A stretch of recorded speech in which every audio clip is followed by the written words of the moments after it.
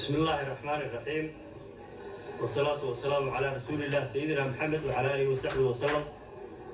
aynu ismaqalno xildhibaanada sharafta leh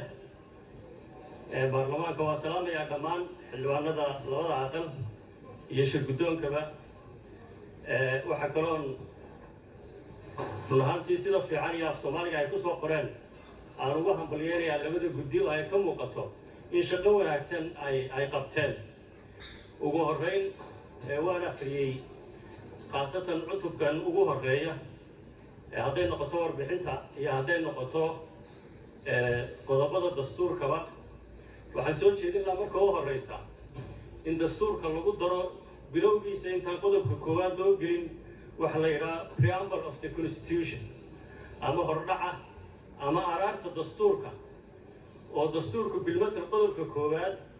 waa baaqa baa la yidhi wuxuu ka hadlayaa jamhuuriyadda federaalka Soomaaliya iyo waxay tahay uu abtirinayaa. laakiin ummaddu inay hadasho preamble-ku ama hordhacu ama araartu dadku u hadlaa oo waxa uu sawir ka bixiyaa muwaadiniinta guud ee uu dastuurku ka hadlayo. waa ummadda oo hadlaysa. haddaad dastuurta kala aragtaan waxay yidhaahdeen we the people haddaan Soomaaliya ka soo qaadno oo Federal Republic of Somalia. marka preamble-ka ama hordhaca oo laba baaragraaf saddex baaragraafna uu noqon karaa in lagu daro looyarada waa ku jiraan labada guddiba. wixii kale gacan ahna diyaar baan la nahay inaanu ka bixinno. waxaanu imanayaa qodobka koowaad oo qeexaya Soomaaliya waa jamhuuriyad federaal ah oo muslim ah. waxaan la qabaa xildhibaanadii halkan ka hadlay in ay muslim sunni sii raacino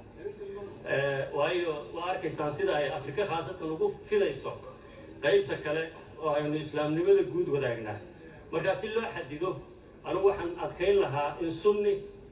la raaciyo muslim ah bracket sunni ah. qodobka labaad waan uga hambalyeynayaa labada guddiba in ay kala saaraan xeer iyo sharci. dhowaan markii golahani uu soo saaray maalintii 1 bisha dhacdadii dhacday ayaa xeer waataynu soo saarnay. waxaa la yidhi ma sharci baa soo saari kartaan dood badan baa looyarada dhexdooda ka jirtay. marka in sharci iyo xeer la kala saaro sharcigu yahay ma ansalallah xeerkuna wixii ama baarlamaan soo saaro ama hay'adaha kale ay yihiin ka farcano. qodobka saddexaad waxa uu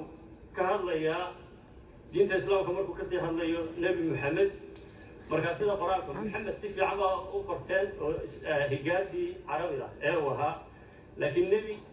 nebi baa mise waa nebi ma NABI baa mise waa NEBI. taana inaad saxdaan baan jeclaan lahaa. qodobka labaad ee islaamku waa diinta ka hadlaya in Soomaaliya ay tahay dad muslim ah oo diinta islaamka ay tahay diinta dalka. anigu waxaan odhan lahaa dalka state marka la kala saaro Montevideo Convention waxa uu state-ka u yaqaanaa 1933 ama qaran ama dal ama dawlad waxa uu yaqaanaa khaasatan inay yihiin dad inuu dhulka ku nool yahay permanent population defined territory dhul inuu jiro xuduud government xukuumad ama inay jirto iyo awood ay xiriir kula yeelato iyo macaamil dalalka kale. marka diinta dalka haddii diinta dalku uu leeyahay diinta dhulka leh ee dawladdu ma leh dadkina ma leh. taa macnaheedu waxay tahay dawladdu awood fulineed ama ay ku horumariso ama ay ku meelmariso ma leh. marka waxaan soo koobi lahaa inaan idhaahdo Soomaaliya waa dad islaam. diinta islaamku waa diinta dalka dadka iyo dawladda. haddaan dawladdo kaliya lagu koobayno sideedii hore haddii kale waxaa iman doonta dawlad tiraahdo diinta dee dalkaa leh dee dadka dalka ku dhaqan oo cibaadaysta. laakiin secular government ah oo cilmaani ah oo marka dastuurkeenna uu sii xoogaystay dawladnimada xoogaysatada sharcigu waa xoogaysanaya. marka muran sharci baa imanaya. si aan taa meesha uga saarno diinta dalka dadka iyo dawladda ayaa uu islaamku yahay baa wada koobi lahayd baan odhan lahaa. qodobka saddexaad anigu cadaaladda bulshada waxaan odhan lahaa ha ka saarina. Soomaaliya waxaa halkaa kala geeyay cadaaladda bulshaduna macnayo fara badan bay ku fadhidaa. ولاقي يابا إن قطب كلا وكهلا يحقوقها أي كشفتو أما ما كلام أي كشفتو لكن مبادئ الكود يعطوك حقوقه هو يسعى ويس كمان هذه محكمة دستورية أما دولة شرعية مادانا إن هل كنا قضوا بعد كسوق عادته عطوا يدا قار كوك سيرا كسوق عادته ويبقى فاعسة أما محكمة لها النقلان أما قريتنا دي الله هذا النقلان بدو كسدحات فقرتي سا أفراد وحياة الدورة بشيء يساعدوا أنا واحد صوت كرتي يوفنان هل يوفنان تواشيكتين لكن وحياة لو كرتي إن لو درعنا وفعنا الله هذا كومبيتنسيبو وواحد وين مربي نقاري دونا إن شاء الله ذلك كرتي ده يا أقونته لو حشوا أنا هلك إنه أصحنا يعني نقاري دونا بدو كسدحات فقرتي ستهضرات دولك بطة هودا يا خيرات كدبيعية هو انتقرا وحنا مسؤول كأه دولة فدرالك الصومالية أروح عن كساري سوتش هذه الهاي اللي كساره وأي شعب كجمهورية ودليهين أروح عن مثلا هاي دولك يدلك يديان كإن الدولة ولا رح دولتنا حقوق كسيسة مواد كالصومالية حق وكل هذا يعني حق شرعية له لكن دولك شعب كان له هدي عنه نراهنه دولتي وحيابه دناها جود أهاوي كو أسكان دولار أردو في شعب الصومالية ولا هذا شعب كرواسي كلا بحياته نقول كوف كيسو شيئا دولار مركوين دولك الدولة وحيل صارنا أي لا هاي دستور كاي كو عاد هاي دوني بدن بعنا سلاسة قطف كأفراد سرينتا دستور كا فخرد اللبات وأيضا كجا هذا الشيء الأوروجلا لو واحد فقرد أفراد عترين إنسان waxaan ku soo daray ururada iyo xisbiyada siyaasadeed waayo marka ururada la sameeyo xisbiya loo gudbi doonaa marka xisbiyadu inay ku jirtaana waa ay fiican tahay waxa kaloo dood ka qabaa oon ku xoojin lahaa talinta sharciga iyo saraynta sharcigu inay kala saaran yihiinoo talinta sharcigu sideeda qodobka ay ku jirto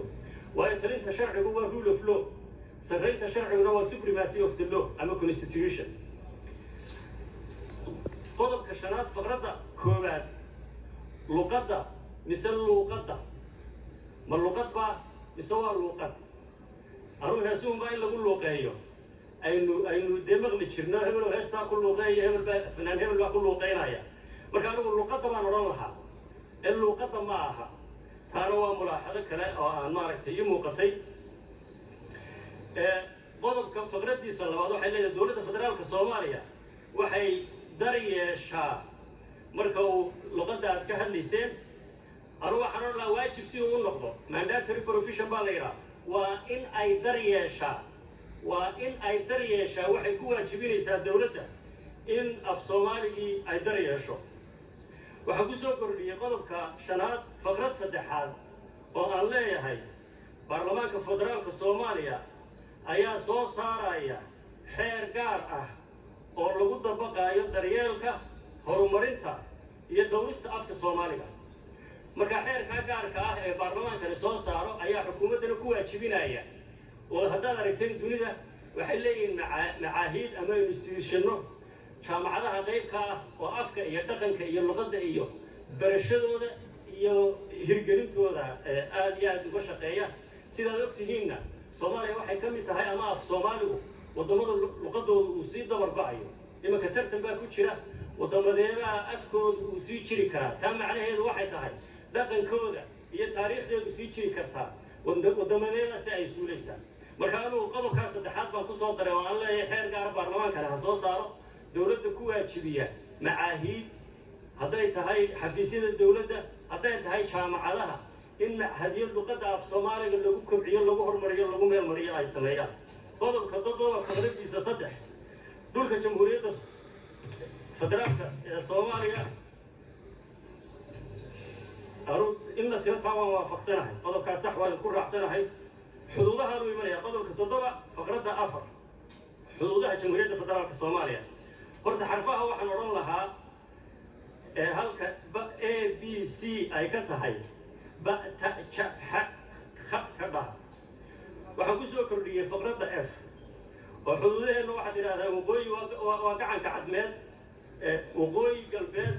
waa Djibouti mudana uu dhamaada waqti galbeedka Ethiopia galbeedka waxa tiraahdaa waa Ethiopia koonfur galbeed Kenya bari badweynta Hindiya koonfur bari badweynta Hindiya waayo kiiskii maxkamadda ee ICJ noo xukuntay